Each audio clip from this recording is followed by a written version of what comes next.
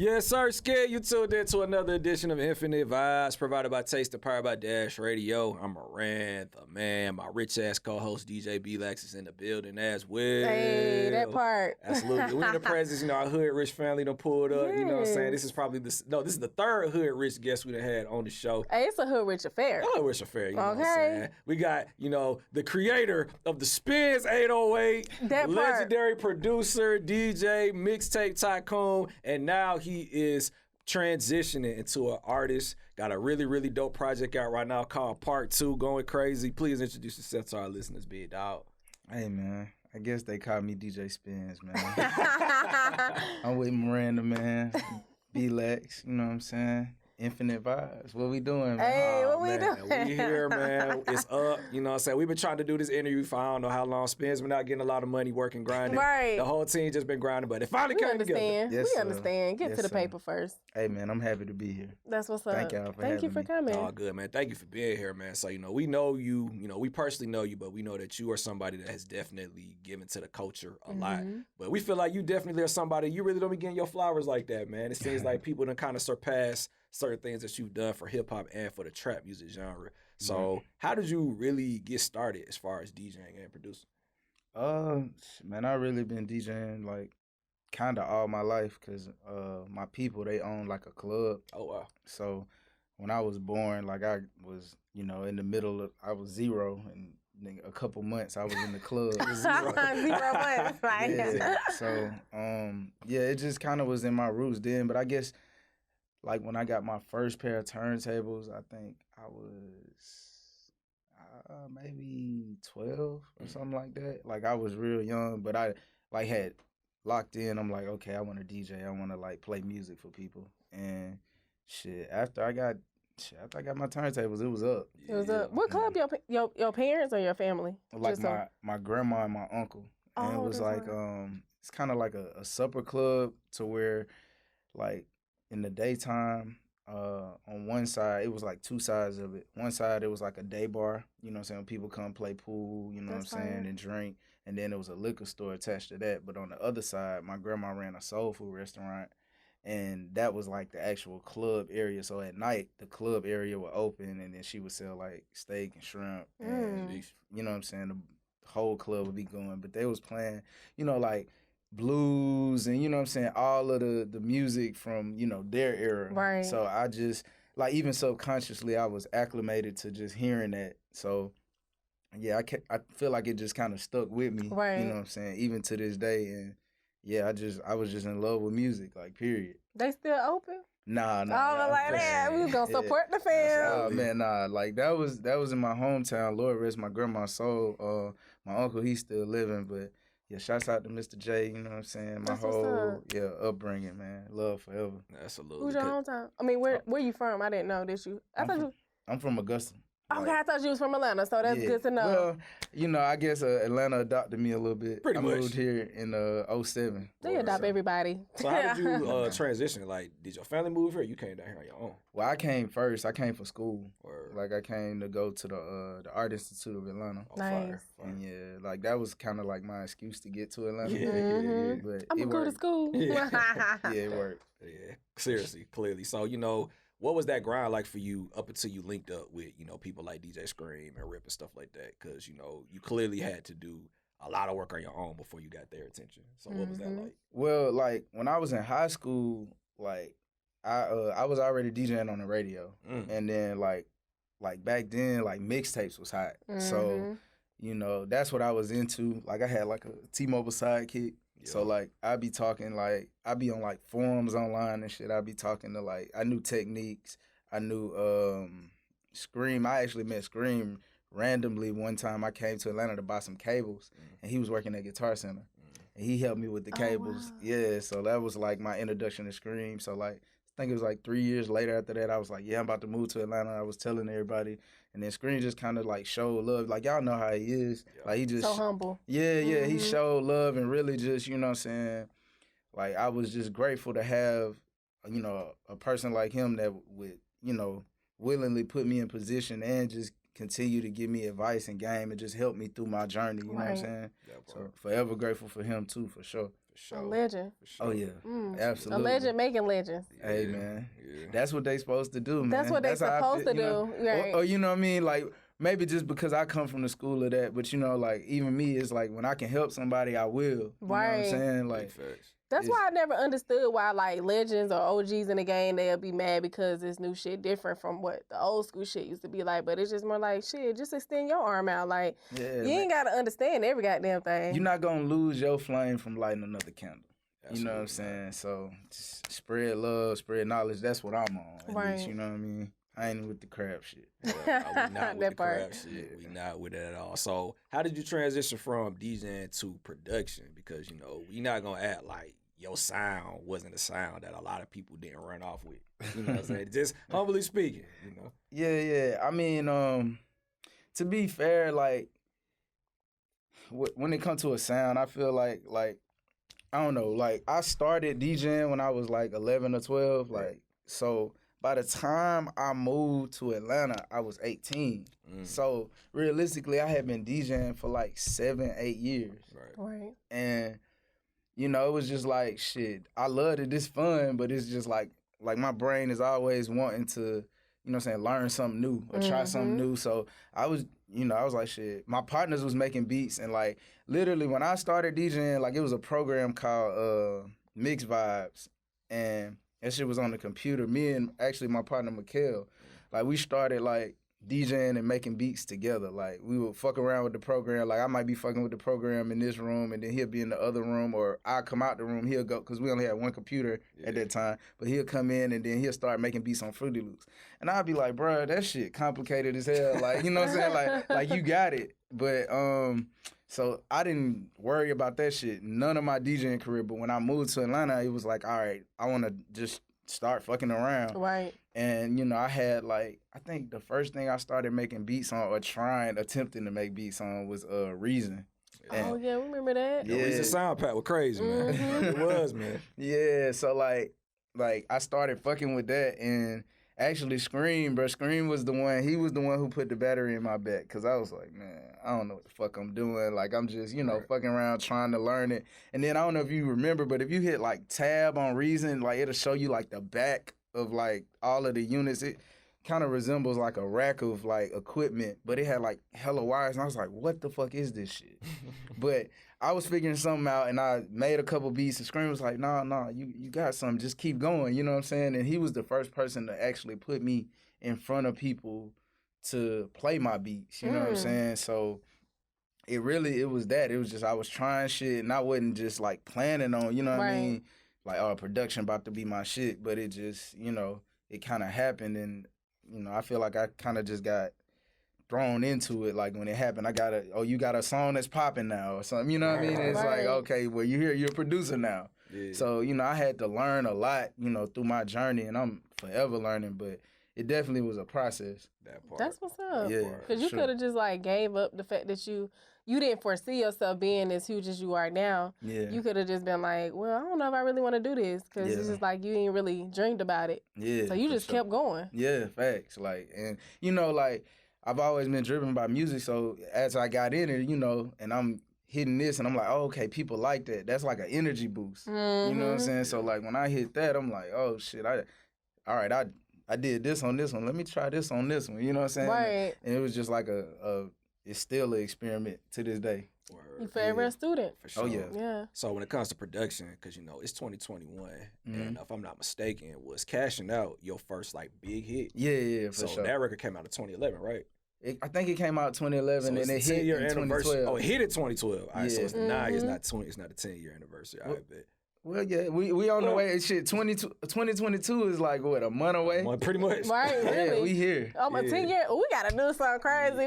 What you trying to do? We got to celebrate. We got to celebrate the Cash Out 10-year anniversary. Let me know. Whatever y'all want to do. Hey, man, that's huge. It's like a party. It's like an event. So we got to ask you, too, man, because it's like, again, you know, we don't want to take away from, you know, the creators, but there are a lot of people that are out here jacking sounds. And one of the fakest sounds on the internet. The fakest sounds. One of the fakest sounds is the fake Spinz 808, bro. The fake I'm just saying, bro. Nah. Like, all right, the thing about the Spinz 808, man, because it's been so much, and it's so crazy you bring this up, because I just saw B Weezy yesterday or the day before, and like I have never in my life put out a sound kit ever. You know what I'm saying? Never. You know what I'm saying? So the Spinz 808 is just a thing. You know what I'm saying? It's like, bro, yo 808 and whoop de whoop, and I'm like, yeah, this is an 808 that I use. Right. You know, because like with sound packs, a lot of people use. You know, it's recycled sounds. Right. You know what I'm saying? It's really what it is. Yeah. You know what I'm saying? So like you can. I can't say that I created the Spinz 808. You know what I'm saying? It's an 808 I use. They might have said, okay, this is the type of 808 Spinz use or whatever. But long story short, yeah, like people always come to me with that type shit. And it's just like, man, bro, like if it helps you in your process, like that makes me happy. Yeah. You know what I'm saying? That's what I'm going to say. How does it make you feel? Because that's a mimic of you. Like, you an inspiration to somebody else to be like, oh, I want that. Spinz like if you didn't make it, fine, but you definitely put it on. Right, you know exactly. I mean, yeah, like I got it. Like it's crazy. I got it. That's what I was saying about B Weezy. Like I got it in a kit. Like you know what I'm saying. I got a kit from. Sonny gave me a kit a long time ago with like a bunch of drums in it. It was a Spinz 808 in the kit. So that's what it was called. Yeah, like you know what I'm saying. So it's like it's just. I guess I'm flattered. Yeah. You know what I'm saying? I guess that's the word. Are you ever gonna do it? Are you gonna release a kit? Yeah. I've thought about it. Yeah. You know what I'm saying? I would love to, but Gonna break the whole internet, bro. You can make some money. Kid, bro. It's gonna break the whole internet, bro. For real. Dope, man. Dope. Hey, it's you a great got avenue. For sure, man. So, DJ, producer, now you're transitioning into a label owner with Tune Freaks and an artist. Yeah. So talk to us about, transitioning from one thing to another. Like, what is it like letting people know that you're an artist now? Yeah, it's like I feel like an infant. You know what I'm saying? Like, because I consider, being an artist like a new thing. You know what I'm saying? It's like Spinz, but like you don't really know Spinz. You know what I'm saying? Right. You know stuff that I've produced and etc. So I just personally believe that, I gotta start from square zero. You know what I'm saying? It ain't like, oh, well, you know all these people and you already own and whoop de whoop. It's like, I don't look at it like that. You know what I mean? I look at it like, shit, this is my, infancy of being, expressing myself in an artistic form, vocally. Right. So, it's baby steps for me. You know what I mean? It's like I'm excited by it because I keep learning, you know what I mean? And I just keep adding to my repertoire, I feel like, So it's like, for me, it's freeing in a way. Like I feel like I'm able to really express myself because that's what even drove me to this point. It's like, all right, shit, I done made hella beats and shit, but like, all right, I make a beat and I go give it to an artist. That doesn't entail nothing that, like what they say on the record is completely their thoughts. Right. You know what I'm saying? So like, you go out, oh, you did this and this. I'm like, yeah, it's cool. I fuck with it. I'm grateful for it, but it's like, it's not really expressing me fully. You know what I'm saying? So that's different. Yeah, that's what drove me into like, you know what I'm saying? Like, nah, I got to tell my story too. And you actually got bars though. Like you can really rap.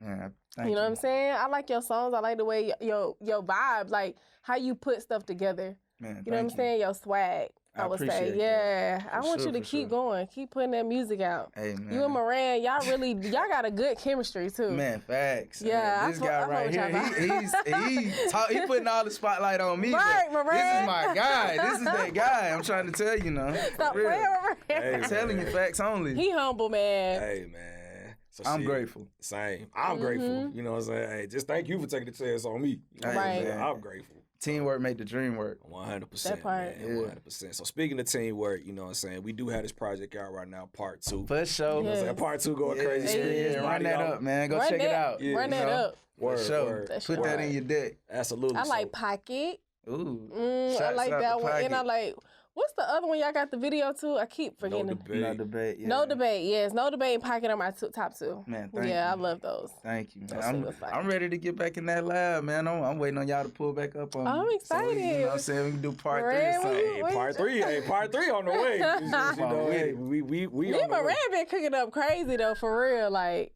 I know that sound. We got to play. Man, look, next level. Next level, man. Look, don't tease me with a good time. Hey, pull up with it. All I'm saying is, hey, you fuck with us, it's gonna work out. It's gonna work that out. Part. Man, to infinity. I got a question though. Yes. Just this is a topic type situation though, right? Okay. Because you in the industry and you be out there. Not saying you like thotting or anything, but you be out there to experience different women around the world and all the stuff like that. Mm-hmm. Like, do you feel like this generation of women now, like they act like dudes, like they don't be wanting a relationship, they just want to have sex, like dudes be wanting to have sex, or it's just like, do you feel like there's some good women still out there? I mean, you know, I'm a believer, so like I'm always feeling like it's a diamond in the rough somewhere. Mm-hmm. You know, it might not be the majority, but if we're gonna speak on the majority, what I see, it's definitely a lot of role reversal going on. You know, from what it was to what it is, but. Yeah, it's wild out here. I know, right? That's because I was talking to my homeboy. He was just like, yeah, the women now, they are like us. Like, they don't even want a relationship. Like, he was trying to be with a girl, and they like, I'm good. I just want to have it's like sex. that. Yeah, I just want to have sex. Like, but I'm not. It may not be like that for y'all. I'm just asking just because, like, I don't know. Sometimes women probably get tired and want to reverse them. They do it intentionally. Like, they might be like, I'm tired of getting hurt. I'm about to be the one. Like, you know what I'm saying? It could be that too. This everything has every action has a reaction. So maybe, you know, this is just a reaction to what's been going on for a long time. They might have felt oppressed, you know what I'm saying, about anything. So it's definitely like, if I had to sum it all up, it's wild out here. It's wild. You know what I'm saying? Protect your neck. Protect your neck. Protection. Protection. Yeah. I'm telling you, man, play it smart, man. That way. What the boy 3 Stacks said, reconsider, read some literature. Hey, man. Keep your heart 3 Stacks. I'm trying to tell you, hey, man, stay focused. Right, stay that part. Man. Good advice. You're educated, so that's good. Yeah, man. Ain't no bankroll ever broke my heart. So. Hey, that's the one. That part, I like that. That's a good part. Ain't no bankroll ever broke my heart. That part. It's all good. So, yeah, man, talk to us about your label, Tune Freaks. You know what I'm saying? I know you going crazy. Yeah. Shout out to Trill. Shout out to Epic. Shout out to everybody involved. You know, how did you come up with, you know, the name and, you know, how are things going? The name kind of like I guess it just hit me one day, like everything else, like even like my mixtape names and shit. It just should have just hit me. Sometimes it hit me when I'm in the shower, so I might be driving, you know. So I was like, you know, that kind of describes, well, not even kind of, I feel like it describes, you know, my focus and my mission. Like, I'm very, like I would like to think specific. So, you know, I always want to tweak, you know what I'm saying, shit. I want to be like a scientist. I want shit to be to a T. So it's kind of like Tune Freak, you know what I mean? Any way you spin it. And, yeah, like the gang, really, like, it's my friends, you know what I'm saying, and my peers, like, you know, people who I work with often. You know, Mikhail is, like I said, my childhood friend. He's been dope, you know, since day one.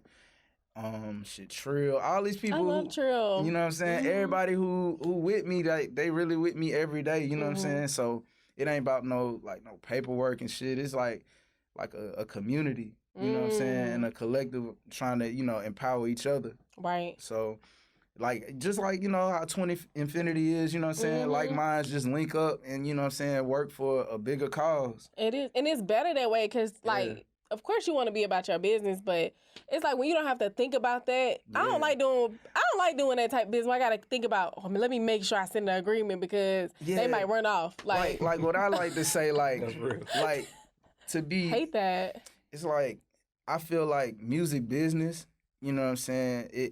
It takes the art out of music a lot of times, you know what I'm saying? Just the politics, like, so, like, I try to stay as close to the craft as I can, you know what I'm saying? And, like, when you start, you know, adding numbers and all kind of crazy shit, like, it is what it is, but it's like if you, like, a general person and you got a good, you know what I mean, relationship with a person, and it's like y'all should be able to talk about something, you know what I mean? And not have to get weird where, you know, I got to be taking 95% of your publishing and goddamn, you know, shit like that. It's like I just done lived and been through situations to where it's like if I can help somebody, I want to help them. You know what I'm saying? But I don't want to hold nobody. I don't want to, you know what I'm saying? Like, I'm just not into that type shit, you know? That's real. I know it's the music business, you know, it don't really work like that. But, you know, that's just what I'm on. I feel you. It's organic. Yeah, you know what I mean? Very organic.